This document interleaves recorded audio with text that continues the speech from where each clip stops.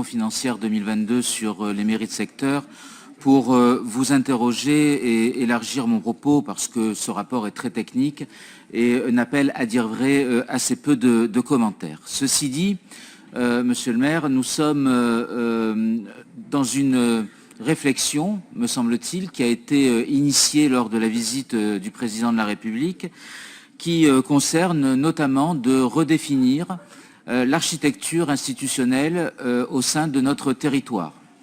L'architecture institutionnelle métropolitaine, l'architecture institutionnelle par voie de conséquence sur les communes. Et s'il y a des débats qui sont actuellement menés par la présidente de la métropole avec l'ensemble des maires de la métropole sur comment redéfinir donc les grandes orientations métropolitaines et l'architecture métropolitaine, j'estime que nous sommes assez peu associés à ce que pourraient être les réflexions de la ville de Marseille sur cette nouvelle architecture métropolitaine et quelle place pourraient avoir les mairies d'arrondissement dans cette architecture. Car si l'idée consiste à substituer une superstructure métropolitaine à une superstructure municipale, je ne suis pas tout à fait certain que nous répondrions aux attentes de la population.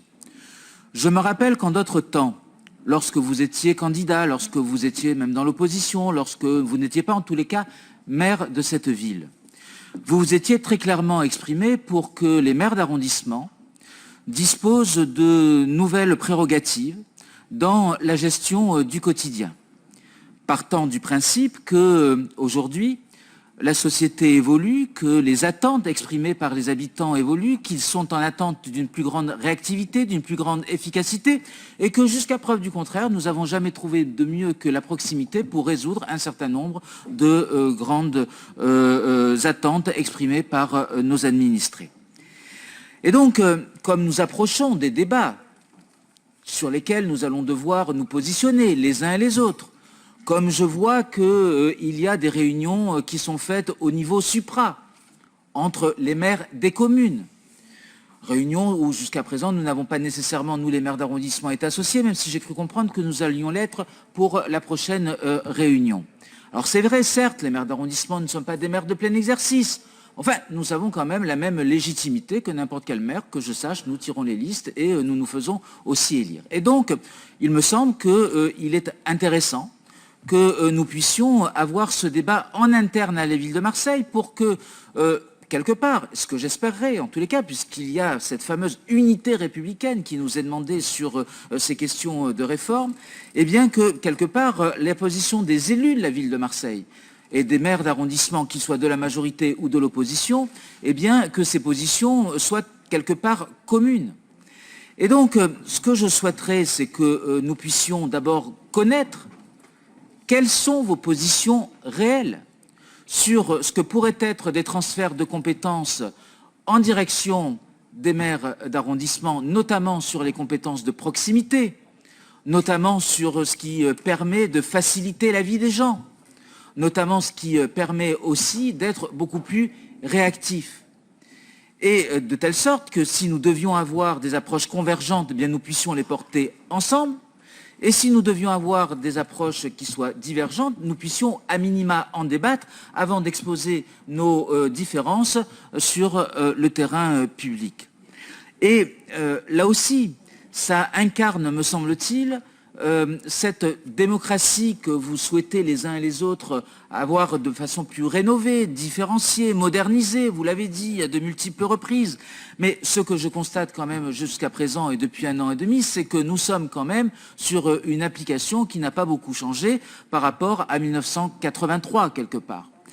Et donc, monsieur le maire, ce que nous souhaiterions, c'est que, d'abord, que les maires d'arrondissement que nous sommes, quand on sollicite déjà des entretiens avec le premier magistrat de cette ville, par exemple, nous puissions obtenir des rendez-vous.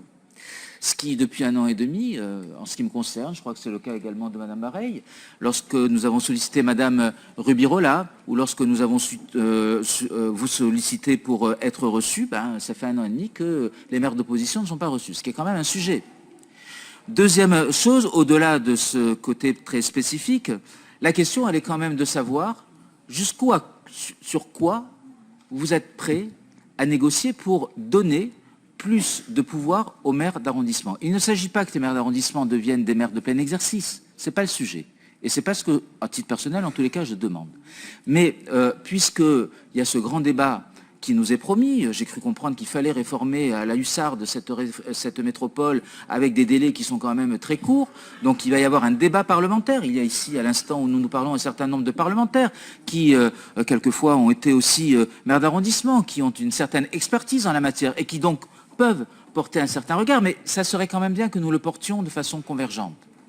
Et donc, au même titre que je vous ai interrogé ce matin sur ce qui était finalement votre vision sur les annonces du président de la République, sur la décentralisation, où j'ai quand même bien senti que vous aviez quelques difficultés à nous préciser votre pensée en la matière. Je me permets, j'ai la faiblesse de penser que sur ces questions sur lesquelles vous avez beaucoup réfléchi quand vous étiez dans l'opposition, je me rappelle de Benoît Payan dans la même travée, juste de l'autre côté. Je me rappelle encore de ce qu'il disait sur ces questions-là. Et donc aujourd'hui, je veux croire que du haut de votre perchoir, vous ayez la même approche, que vous n'ayez pas changé. Et que l'approche d'une plus grande efficacité de l'action municipale soit partagée. Donc, monsieur le maire, quelle est votre approche, votre vision du rôle des maires d'arrondissement dans le cadre de la réforme institutionnelle sur la métropole? Merci.